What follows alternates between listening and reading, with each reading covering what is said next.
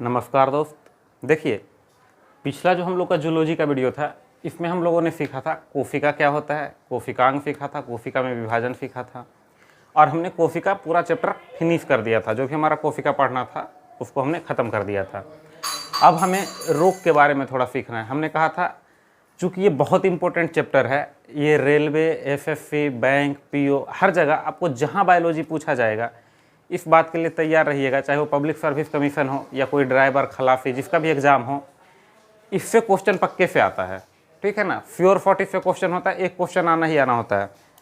तो इसे इस टाइप से पढ़ेंगे कि इसमें जो भी क्वेश्चन है वो पक्के से आपसे सोल्व हो जाए। ठीक है ना, तो इसको थोड़ा सा डिटेल में हम लोग पढ़ेंगे, बहुत ज़्यादा डेप्थ में नहीं पढ़ेंगे, थोड़ा डिटेल में जाएंगे। लेकिन हाँ, जितना भी पढ़ेंगे आपको इतना याद होना चाहिए। ठीक है ना, ज़रूरी है। हम लोग इसको थोड़ा कंसेप्चुअल टाइप से पढ़ेंगे ताकि आपको याद करने में आसानी हो, क्योंकि ऐसे भी आप सुनते होंगे जनरली बीमारियों के नाम कुछ आसान नहीं होते हैं, कुछ टेढ़े मेढ़े टाइप के नाम होते हैं, तो उसको याद नहीं भी होगी पूरी तरह से, तो एक ध्यान में रख लेना है। क्योंकि देखिए, अगर आप पब्लिक सर्विस कमीशन की भी तैयारी कर रहे हैं तो बस ऑब्जेक्टिव में बायोलॉजी पूछा जाएगा। अगर आपका ऑप्शनल पेपर बायोलॉजी नहीं है, अगर ऑप्शनल बायोलॉजी है तो आपने तो उसमें डेप्थ ऑफ स्टडी की होगी, क्योंकि या तो ग्रेजुएशन में पढ़ा होगा या ज़्यादा इंटरेस्टेड हैं तभी बायोलॉजी लिए होंगे। नहीं तो अगर ऑप्शनल में नहीं है तो फिर आपको केवल प्रीलिम्स एग्जाम में पूछा जाता है, केवल प्री में पूछा जाता है बायोलॉजी 10 क्वेश्चन, उसके बाद बायोलॉजी सब्जेक्टिव में नहीं पूछा जाता है। तो जब प्री में ऑब्जेक्टिव में बायोलॉजी आता है तो आपको नाम पूरा याद ना हो के लगभग नाम भी याद होता है, मतलब एक ध्यान में होता है, एक फोटो टाइप का बना होता है कि ऐसा नाम होता है, तो फिर आप आंसर टिक कर सकते हैं। तो हम लोग इसको समझ डेवलप करेंगे बीमारियों के ऊपर, रोग के ऊपर, कि कौन कौन से रोग है, किस किस कारण से होता है। तो आइए इसी को स्टार्ट करते हैं, पढ़ते हैं इसको। देखिए, रोग दो तरीके के हो सकते हैं। एक तो जन्म लेते ही कोई रोग के साथ ही जन्म हुआ हो, एक ऐसा रोग हो सकता है, और दूसरा उपार्जित, मतलब जन्म लेने के बाद उसे हो गया, कोई कारणवश उसे हो गया। अब देखिए, पहले तो इसे डील करेंगे, थोड़ा सा इसको पहले ओवरव्यू ले लेते हैं। उपार्जित रोग भी दो तरीके के हो सकते हैं। एक तो संक्रामक रोग, कि मतलब किसी और को था उससे फैल गया, जरूरी नहीं है कि किसी और मानव को ही था जो मानव में फैल गया। ठीक है ना, किसी और भी जीव में हो सकता है। जैसे आप सुनते होंगे कोरोना के बारे में कि चमगादड़ से फैला, निपाह वायरस वगैरह वगैरह आया, तो एक संक्रामक रोग हो सकता है और एक गैर संक्रामक हो सकता है। जनरली जो गैर संक्रामक रोग होते हैं वो विटामिन की कमी से होते हैं। ठीक है ना, तो विटामिन को इसके बाद विटामिन की कमी से होने वाले रोग को पढ़ेंगे। सबसे पहले तो इन सबों को निपटाएंगे और लास्ट में गैर संक्रामक रोग को देखेंगे।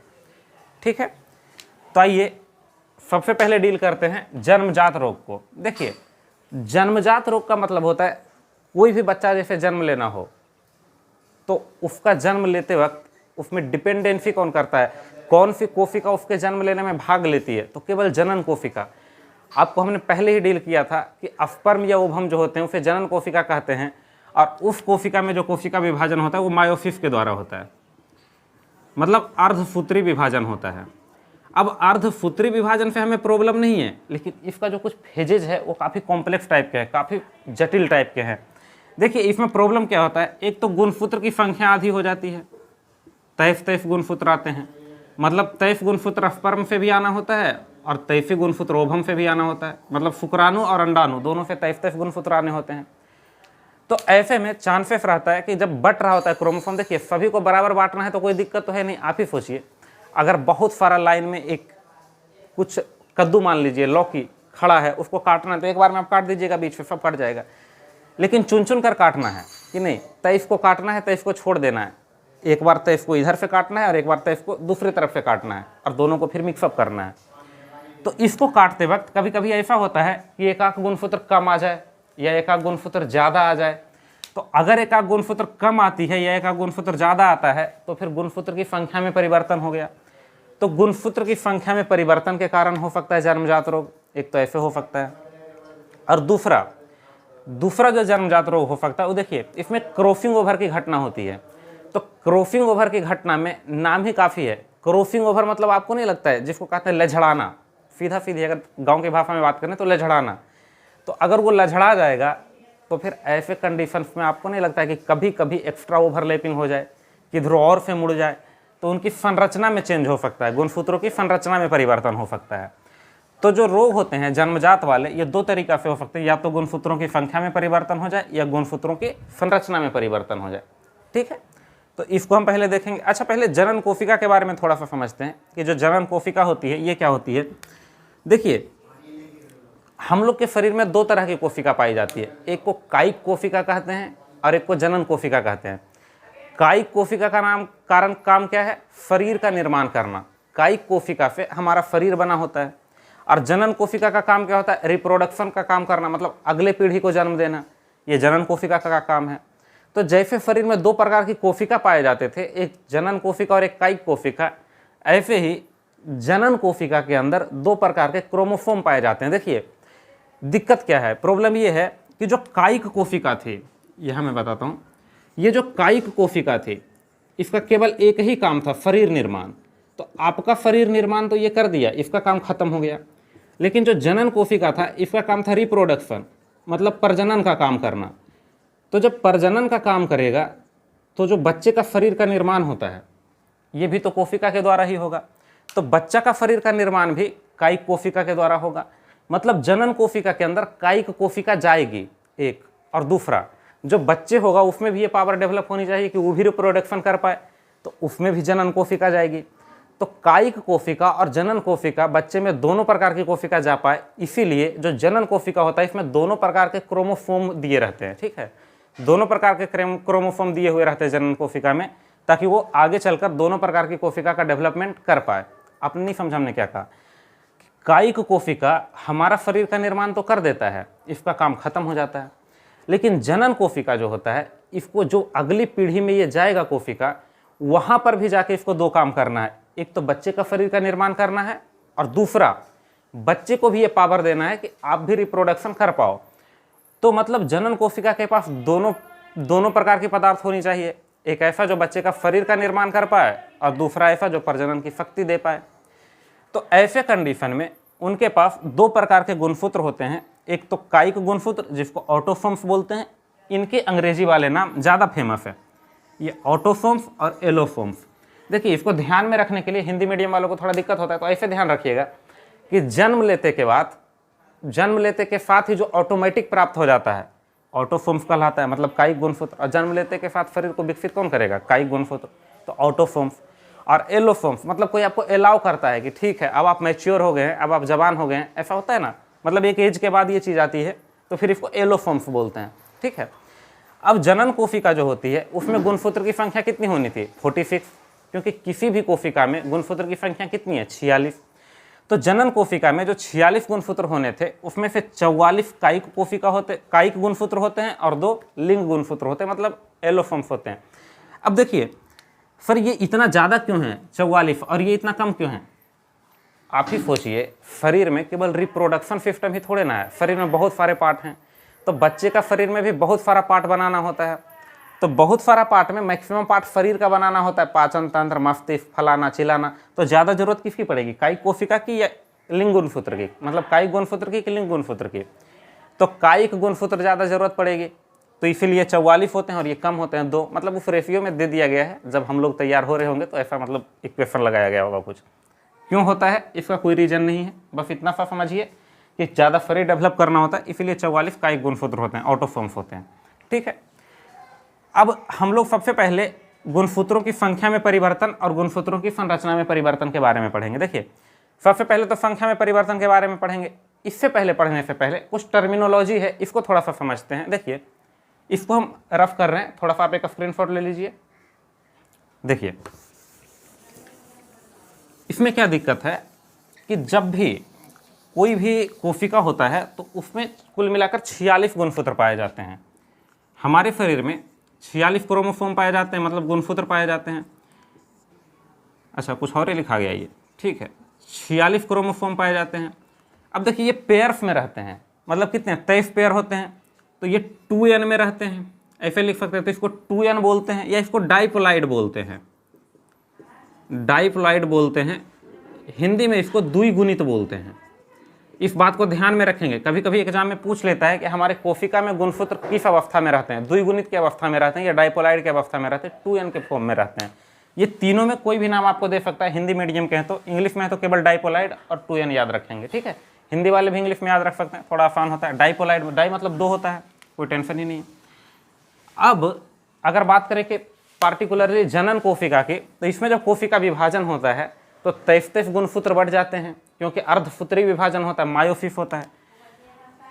तो तैफ एक तरफ आ जाता है और तैफ एक तरफ आ जाता है, 2 पार्ट में बढ़ जाता है, चाहे वो मेल का हो या फीमेल का, प्रोसेस तो यही चलता है, तैफ तैफ बढ़ जाता है। अब ये जो तैफ गुणसूत्र होते हैं इसकी संख्या n बची है। देखिए 46 अगर 2n के फॉर्म में था, तैफ पेयर था, तो ये तैफ अकेला अकेला हो गया होगा। सीधा सीधा समझिए, जैसे केमिस्ट्री होता है ना, तो अस्टेबल फॉर्म से अनस्टेबल फॉर्म में लाते हैं, बॉन्ड को तोड़ देते हैं, कुछ ऐसा ही होता है। ये पेयर के फॉर्म में रहते हैं, यहाँ पे पेयर तोड़ देते हैं ताकि वो पेयर बनाने के लिए फिर से उत्तेजित हो, वो चाहे कि हम पेयर बनाएं, और ये जाकर पेयर बनाएगा। अगर ये मेल का है तो फीमेल वाले से, और अगर ये फीमेल का है तो मेल वाले से, अपने अपोजिट से जाकर ये पेयर बना लेगा। चाहे ये जाए कोई एक ही जाएगा, ठीक है। इसकी संख्या भी n है, इसको भी n बोलेंगे। अच्छा, तो यहाँ डाइपोलाइड था तो यहाँ एक हो जाएगा, तो इसको हैपोलाइड बोलते हैं। हिंदी में इसको अगुणित बोलते हैं, एक गुणित नहीं, अगुणित बोलते हैं, ठीक है। ध्यान में रखेंगे इसको थोड़ा सा, इसको भी यही बोलेंगे सेम, हैपोलाइड या अगुणित। तो इस बात को ध्यान में रखेंगे। सीधा सीधी क्वेश्चन पूछता है कि जनन क्रोमोसोम। देखिए कुछ टर्मिनोलॉजी और हम लोग सीखते हैं। जब कोई चीज़ 2 फॉर्म में रहती है, जैसे ये ताइफ का अकेले फॉर्म है, मतलब ताइफ अलग है और ताइफ अलग है, ठीक है, तो आपको नहीं लगता कि ये सेक्स के लिए एकदम कंफर्टेबल है, ये निषेचन के लिए, रिप्रोडक्शन के लिए एकदम कंफर्टेबल है? तो ऐसे कंडीशन में ये जो तैफ गुणसूत्र हैं इन्हें गोमेट बोलते हैं, ठीक है। इनको गोमेट बोलते हैं, हिंदी में भी ऐसे ही याद रखेंगे, इनको गोमेट बोलते हैं। और जब ये पेयर बना लेते हैं, मतलब 23 मेल का और 23 फीमेल का, अगर ये पेयर बना लेते हैं तो इन्हें जाइगोट बोलते हैं, तो इन्हें जाइगोट बोलते हैं। और यही जाइगोट जब बड़ा हो जाता है तो इसको एम्ब्राई या भ्रूण बोलते हैं। इस दोनों को आप अंग्रेजी में ही याद रखेंगे, अगर आप हिंदी मीडियम से हैं तो भी आप अंग्रेजी में ही याद रखेंगे। इसको गोमेट और इसको जाइगोट बोलते हैं। इस दोनों को आप लिख लेंगे अपने कॉपी में, ठीक है ना। जब तैफ गुणसूत्र अलग अलग होता है, मतलब निषेचन से पूर्व की कंडीशन होती है, तो उसको गोमेट कहा जाता है। मतलब निषेचन करने के लिए प्रिपेयर्ड, तैयार महिला या पुरुष के पास जो गुणसूत्र होता है उसको गोमेट बोलते हैं। निषेचन के बाद जब गुणसूत्र मिल जाता है और वो 46 हो जाते हैं तब उसको जाइगोट बोलते हैं। जाइगोट ही, इधर में लिख देता हूँ थोड़ा, और जब यही जाइगोट थोड़ा सा परिपक्व हो जाता है, थोड़ा बड़ा हो जाता है, तो इसको भ्रूण या एम्ब्राय बोलते हैं, ठीक है, एम्ब्राय बोलते हैं। और ये जब एम्ब्राय थोड़ा सा और बड़ा हो जाता है, मतलब इसका 9 मंथ जब ये एम्ब्राय मानव के शरीर में रह जाता है, फीमेल के शरीर में रह जाता है, तो इसके बाद ये बेबी का रूप ले लेता है। जब तक बच्चे का जन्म ना हो उसको बेबी नहीं बोलेंगे, एम्ब्राय ही होगा वो। जन्म से 5 मिनट पहले तक भी उसको हम एम्ब्राय ही बोलेंगे, ठीक है ना। ये सारी बात ध्यान में रखेंगे। तो सीधा सीधा क्वेश्चन आता है कि गोमेट कैसा होता है, हैपोलाइड होता है, डाइपोलाइड होता है। देखिए गोमेट कैसा होगा, हैपोलाइड होगा। जाइगोट कैसा होगा, डाइपोलाइड होगा। भ्रूण कैसा होगा, डाइपोलाइड होगा। बेबी कैसा होगा, कुछ सोचने वाली बात है, डाइपोलाइड का ही रूप होता है, डाइपोलाइड का एडवांस रूप है बेबी, ठीक है। इस बात को आप अपनी कॉपी में नोट करके रखेंगे क्योंकि ये क्वेश्चन पूछता है। अब देखिए आगे चल के जब आएंगे, जब बोटनी पढ़ रहे होंगे तो वहाँ पे इससे संबंधित एक और चीज़ पढ़ेंगे, उसको हम यहाँ पे एक बॉक्स में बंद करके लिख देते हैं ताकि आपको यहीं पे ध्यान में रहे। देखिए एक नाम आता है भ्रूणकोश। ये भ्रूणकोश क्या होता है क्या नहीं होता है इसको हम लोग बोटनी में डील करेंगे, ठीक है ना। एक्चुअली में ये बोटनी का फ्लावर से निषेचन वाला पार्ट से है, तो इसको थोड़ा सा हम लोग डील करेंगे बोटनी में, अभी थोड़ा लेंदी हो जाएगा। इसको इंग्लिश में इंडोस्पर्म बोलते हैं, इंडोस्पर्म बोलते हैं। ये इसीलिए बता रहे हैं क्योंकि ये हैपोलाइड, ये डाइपोलाइड और ये ट्राइपोलाइड होता है, ये ट्राइपोलाइड होता है, ठीक है। मतलब इसमें 3n होता है। इस सब बात ध्यान में रखेंगे। त्रिगुणित बोल सकते हैं इसको, ठीक है, त्रिगुणित इसको बोलिएगा, कोई दिक्कत नहीं है। मतलब आपको समझ में आएगा। 3 से मिलता जुलता कुछ ऐसा वर्ड लिख दिया है तो वो इंडोस्पर्म का होगा, 2 से मिलता जुलता लिख दिया है तो वो जाइगोट का होगा, और अगर कोई 1 से मिलता जुलता लिख दिया तो वो गोमेट का होगा। कोई दिक्कत नहीं यहाँ तक। ये बात हमने समझ लिया कि कैसे कैसे होता है, ठीक है। अब जो सबसे पहले हम लोगों को पढ़ना है वो पढ़ना है क्रोमोसोम की संख्या में जो अंतर होती है, संख्या में परिवर्तन होती है, तब कौन कौन से बीमारी हो सकते हैं, कौन कौन से रोग हो सकते हैं, उसके बारे में समझते हैं। इसको थोड़ा सा हम इरेज कर रहे हैं, देखिएगा इसी बोर्ड पे, इसको हम समझाते हैं। एक और टर्मिनोलॉजी है, देखिए क्रोमोसोम की संख्या 46 होती है, मतलब 46 का मतलब 2n लिख दें, ये 46 है। क्रोमोसोम की संख्या जनरली बहुत ज़्यादा चेंजेस नहीं हो जाती है, ऐसा नहीं कि 5-10 का चेंज हो जाएगा, मैक्सिमम 2 का चेंज होती है। तो या तो 2n प्लस 1 हो जाए या तो 2n प्लस 2 हो जाए, ये दो कंडीशन, और दो माइनस की तरफ कंडीशन, या तो 2n माइनस 1 हो जाए और ये 2n माइनस 2 हो जाए। ध्यान दीजिएगा, इसमें 47, इसमें क्रोमोसोम की संख्या कितनी हो जाएगी 47, इसमें 48, इसमें 45 और इसमें 44, मतलब क्रोमोसोम एक ऐड हो गया, दो ऐड हो गया, एक माइनस दो माइनस। देखिए एक जब क्रोमोसोम ऐड होता है तो इसका टेक्निकल नाम है जिसको ट्राइसोमी बोलते हैं। इस बात को ध्यान में रखेंगे, अगर पेपर को टफ बनाना हो तब इन वर्ड का यूज कर सकता है। इजी पेपर, खास करके आप जो ग्रुप डी का पेपर देते हैं, मतलब डी लेवल का पेपर जितने भी हैं, एमटीएफ का पेपर, डी लेवल का पेपर, उसमें ये नाम का इस्तेमाल नहीं करेगा। लेकिन आप अगर कोई पब्लिक सर्विस कमीशन का एग्जाम देते हैं, बीपीएससी का एग्जाम देते हैं या दरोगा का एग्जाम देते हैं, तो बेशक मतलब तैयार रहिएगा इस कंडीशन के लिए कि सब नाम का इस्तेमाल कर सकता है। खास करके दरोगा और पब्लिक सर्विस कमीशन का एग्जाम में ये सारा कुछ बहुत एडवांस लेवल पे पूछता है कभी कभार, तो ऐसे में नाम का यूज कर सकता है क्वेश्चन टफ करने के लिए। और आपके लिए यही क्वेश्चन बढ़िया होगा क्योंकि और स्टूडेंट नहीं करेंगे और आप करेंगे, यही आपको स्कोर दिलाएगा बेहतर वाला। तो इसको ट्राइसोमी बोलते हैं और इसको टेट्रासोमी। दो नाम याद रखेंगे, प्लस तरफ से एक ट्राइसोमी और एक टेट्रासोमी। और इधर देखिए एक माइनस हो गया तो इसको बोलते हैं मोनोसोमी, इसको बोलते हैं मोनोसोमी। और इसमें तो पूरा खत्म हो गया, दो को माइनस हो गया तो इसमें नलीसोमी बोलते हैं, जिसको बोलते हैं ना एकदम जीरो हो गया तो वो नल वाला नलीसोमी। अंग्रेजी में और हिंदी में दोनों में यही टर्मिनोलॉजी है, ध्यान में रखेंगे। TRIFOMI ट्राइसोमी, तो कोई दिक्कत नहीं है, ध्यान में रखेंगे आपको जैसे भी रहेगा। Trisomy +1, tetrasomy +2, monosomy -1, नलीसोमी -2। उम्मीद करते हैं ये ध्यान में रहा होगा। देखिए हम लोग जो अभी तक देखना चाह रहे हैं, सीधा सीधी जो जन्मजात रोग है उसमें ये देखना चाह रहे हैं कि गुणसूत्र की संख्या में परिवर्तन हो जाए और गुणसूत्र की संरचना में परिवर्तन हो जाए तो कौन कौन से रोग हो सकते हैं, जिसके तहत हम पहले गुणसूत्र में संख्या का परिवर्तन को देखना चाहते हैं। तो संख्या में परिवर्तन देखने के लिए हमें ये चीज़ जरूरी होगा कि संख्या में परिवर्तन होता है तो उसका बायोलॉजिकल नाम क्या है। तो जब एक प्लस होता है तो ट्राइसोमी बोलते हैं, दो प्लस होता है उसको टेट्रासोमी बोलते हैं, एक माइनस होता है उसको मोनोसोमी बोलते हैं, और जब दो माइनस हो जाए तो इसे नलीसोमी बोलते हैं। ठीक है ना। अब कुछ रोग के बारे में पढ़ते हैं जो इनके चेंज होने से, गुणसूत्र की संख्या में परिवर्तन होने से जो रोग होते हैं। एक्चुअली में गुणसूत्र के परिवर्तन होने से जो रोग होते हैं उसको सिंड्रोम कहा जाता है। ठीक है ना, एक सिंड्रोम नाम दे दिया गया उनको, बस एक नाम दिया गया कि ये सिंड्रोम बोलेंगे इनको और कुछ नहीं है। ठीक है ना, उसको सिंड्रोम कहते हैं। तो आइए कुछ सिंड्रोम के बारे में डिस्कस करते हैं। देखिए जो सिंड्रोम्स होते हैं, मतलब गुणसूत्र की संख्या में परिवर्तन के कारण जो रोग होते हैं, इनको दो पार्ट में पढ़ते हैं। एक तो कायिक गुणसूत्र में परिवर्तन मतलब ऑटोसोम्स, और एक लिंग गुणसूत्र में परिवर्तन मतलब एलोसोम्स। तो ज़्यादा इंपॉर्टेंट एलोसोम्स है एग्जाम के पॉइंट ऑफ व्यू से। ठीक है ना। और ऑटोसोम्स, देखिए बीमारी तो दोनों बीमारी ही है, डॉक्टर के लिए सब बहुत बड़ा मायने रखता है, लेकिन हम उसको पढ़ते हैं जो ज़्यादा इंपॉर्टेंट होता है। तो एलोसोम्स के कारण हमें 4 सिंड्रोम पढ़ना है और 3 सिंड्रोम्स हमें ऑटोसोम्स के कारण पढ़ना है, मतलब कायिक गुणसूत्र के कारण पढ़ना है। देखिए एलोसोम्स जो है ये लिंग गुणसूत्र जो है, जो लिंग का निर्धारण करता है, इसमें जो चेंजेज होता है इसके कारण जो याद रखना है। देखिए अगर आपको ड्राइवर, खलासी यहीं तक का एग्जाम देना है, मतलब ग्रुप बी, ग्रुप डी और ग्रुप सी तक का एग्जाम देना है, तो आपको केवल इस दोनों को याद रख के काम चल जाएगा। लेकिन आप अगर बीपीएससी या दरोगा का एग्जाम में अपेयर होना चाहते हैं तो आपको ये जैकब्स और सुपर फीमेल सिंड्रोम के बारे में भी थोड़ी नॉलेज होनी चाहिए। ठीक है ना। और जो भी पीछे हमने बताया ट्राइसोमी, टेट्रासोमी, नलीसोमी, हमने उसके बारे में भी बताया था कि अगर आप डी लेवल का एग्जाम देना चाहते हैं या सी का देना चाहते हैं तो वो उतना इंपॉर्टेंट नहीं है, लेकिन बीपीएससी और दरोगा वाले उसको जरूर ध्यान में रखेंगे। देखिए सबसे पहले डिस्कस करते हैं टर्नर सिंड्रोम। टर्न का मतलब क्या होता है, काट कर हटा देना। देखिए मैकेनिकल इंजीनियरिंग में या फिर ऐसे भी किसी चीज़ को छीलते हैं, लेथ मशीन आपने देखा होगा, कुछ बच्चे आईटीआई भी किए होंगे, तो लेथ मशीन पे जो किसी लोहा को छीलते हैं तो उसको क्या कहते हैं, टर्निंग, टर्न कर रहे हैं। तो टर्न का मतलब होता है काट देना, मतलब टर्नर सिंड्रोम का मतलब कुछ काट के हटा दिया गया है। तो ये जनरली फीमेल्स में होती है, टर्नर सिंड्रोम फीमेल में होती है, जनरली नहीं फीमेल में ही होती है। ऐसा क्यों, एक्स गुणसूत्र की मोनोसोमी हो जाती है इसमें। ठीक है ना। जो टर्नर सिंड्रोम है इसमें एक्स गुणसूत्र की मोनोसोमी हो जाता है। मोनोसोमी मतलब आपको बताया था ना कि गुणसूत्र की कमी हो जाती है, एक गुणसूत्र घट जाता है। तो फिर कौन सा गुणसूत्र घटता है, एक्स गुणसूत्र घटता है।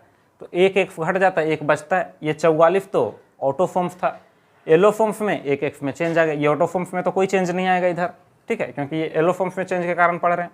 तो यहाँ से एक एक्स गायब हो जाता है, इसके कारण फीमेल में बांझपन देखा जाता है, ठीक है, जिसको आप किन्नर बोलते हैं। सिंपल सी बात है, जिसको आप किन्नर बोला करते हैं, जो ट्रेन वगैरह में आपको देखने को मिल जाती है, टर्नर सिंड्रोम की वजह से होती है, ठीक है। ये टर्नर सिंड्रोम उनमें साफ तौर पे देखा जा सकता है। एक होता है क्लाइनफेल्टर सिंड्रोम। ये सेम प्रोसीजर होता है, सेम होता है, जस्ट मेन में आता है, मतलब ये मेल के लिए होता है, पुरुषों में ये देखा जाता है क्लाइनफेल्टर सिंड्रोम। ये दोनों बेसिक सा बीमारी है, बेसिक सा बीमारी हमारी पढ़ाई के लिहाज से है, ठीक है ना, बाकी ये बीमारी तो बहुत बड़का है। तो टर्नर सिंड्रोम फीमेल में देखा जाता है, एक्स की मोनोफोमी। क्लाइनफेल्टर सिंड्रोम मेल में देखा जाता है, लेकिन इसमें एक्स की मोनोफोमी ना होकर क्या हो जाती है, ट्राइफोमी। केवल एक ही बीमारी है टर्नर सिंड्रोम, जिसमें गुणसूत्र की संख्या घट जाती है और वो घटकर 45 रह जाती है, मतलब एक एक्स गुणसूत्र निकल जाता है, ठीक है ना। और इनमें आपको जानते हैं कि रिप्रोडक्शन की क्षमता नहीं होती है। वैसे क्लाइनफेल्टर सिंड्रोम में भी एक एक्स की अगर ट्राइफोमी हो जाए तो इनमें भी जो है बहुत कम रिप्रोडक्शन की ना के बराबर ही क्षमता होती है, बांझपन आ जाती है, और ये मेल में देखा जाता है। देखिए इसमें एक एक्स की ट्राइफोमी हो रहा है। ऐसे मेल को, जिनको बोला जाता है ना मेल को, कि ऐसे नहीं गाँव देहात में बोलते हैं कि आप छक्का है क्या, मतलब पुरुषों में इंटरेस्ट ये दिखाते हैं।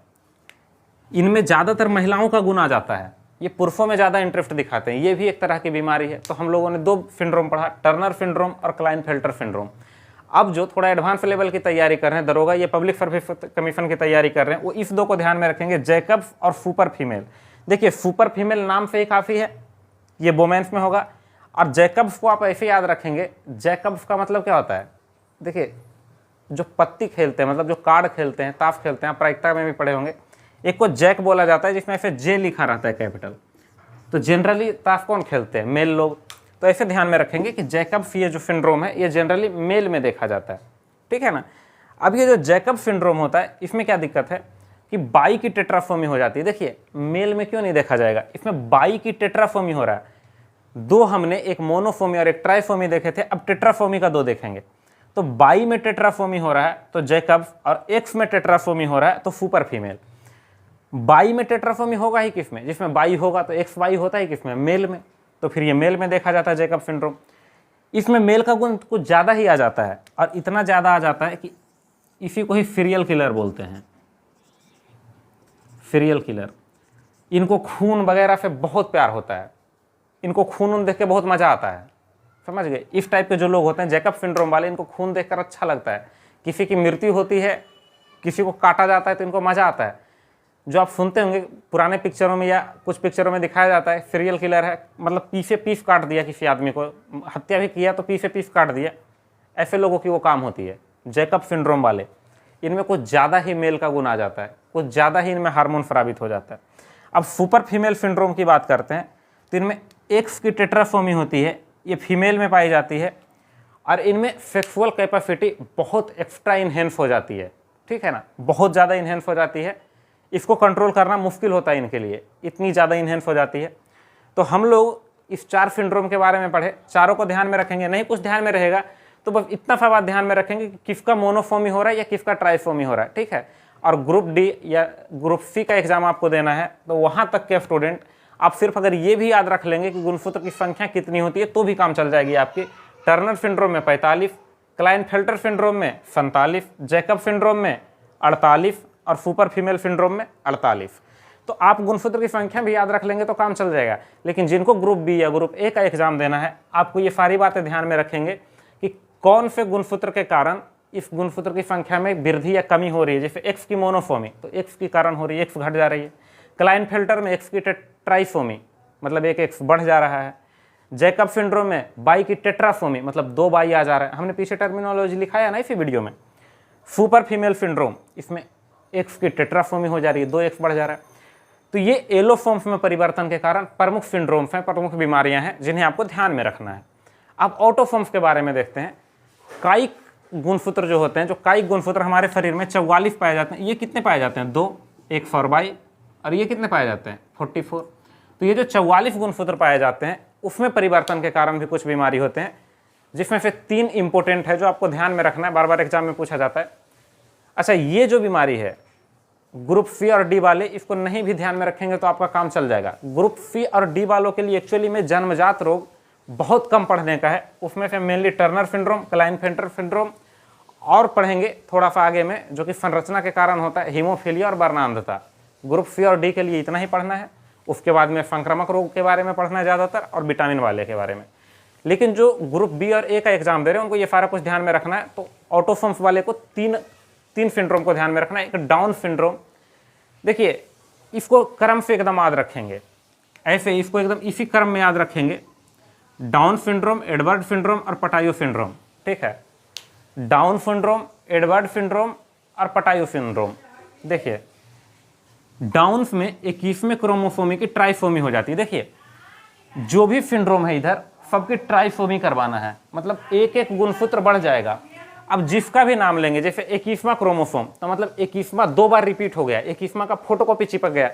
फोन में किसी फाइल को कॉपी करते हैं ना तो सेम फाइल चिपक जाता है दूसरे फोल्डर में जाकर। वही काम हुआ है कि एक गुणसूत्र के जगह में जैसे जहाँ 22वां गुणसूत्र आना था 21वां ही चिपक गया, तो फिर उसके अगले वाले में 22वां चल जाएगा और 23वां एक और जगह खोज लेगा। एक्चुअली में अर्धसूत्री विभाजन में 23 गुणसूत्र ही होते हैं, तो 24वां 25वां ऐसे में कभी परिवर्तन नहीं होगा। कहाँ तक परिवर्तन देखा जा सकता है? केवल 23वां तक, ठीक है ना। तो फिर डाउन सिंड्रोम में 21वें क्रोमोसोम की ट्राइसोमी हो जाती है। डाउन के बाद एडवर्ड आता है, 18वें की ट्राइसोमी हो जाती है और पटायु में 13वीं की ट्राइसोमी हो जाती है। तीनों में ट्राइसोमी होती है, 21वां, 18वां और 13वां। ऐसे एकदम क्रम से याद रखेंगे चार्ट की तरह से।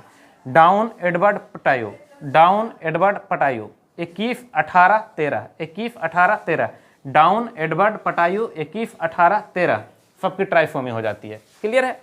उम्मीद करते हैं ये सारा कुछ आपको समझ में आ गया होगा।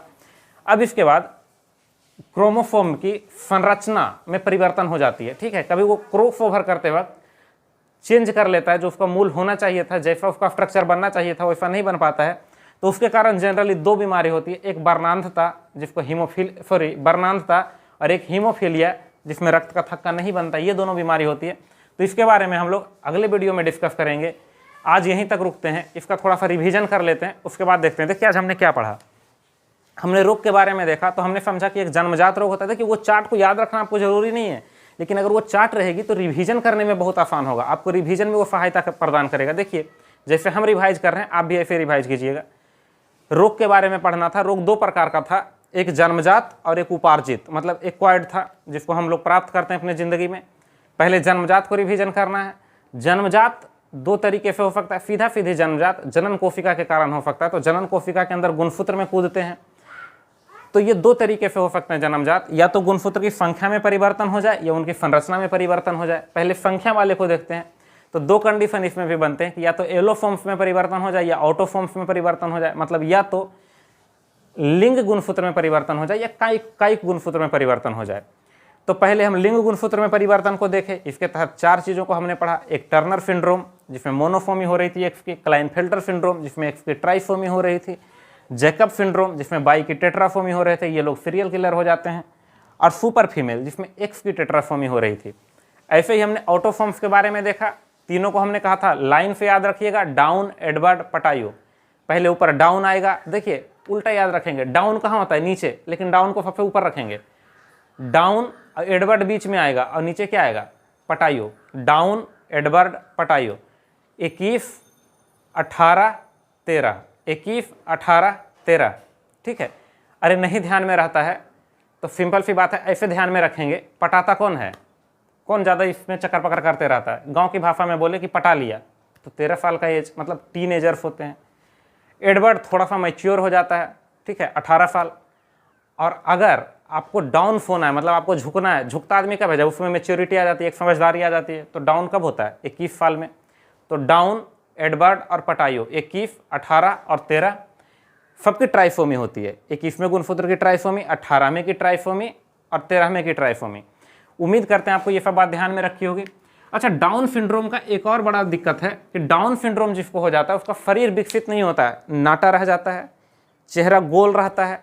तो ऐसे लोग मंगोलिया में ज़्यादा दिखते हैं, जो चाइना के ऊपर पाए जाते हैं। चाइना और रूस के बीच में एक देश है मंगोलिया, वहाँ ज़्यादा दिखते हैं।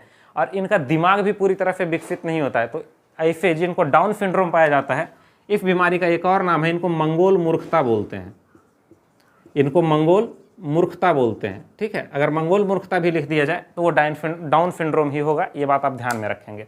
ठीक है, उम्मीद करते हैं आपको यहाँ तक समझ में आएगा। अच्छा लगे तो वीडियो को लाइक कीजिएगा, शेयर कीजिएगा और सब्सक्राइब कीजिएगा। अगर आपके पास कोई सुझाव हो, आपके पास कोई शिकायत हो तो कमेंट भी ज़रूर करेंगे। धन्यवाद।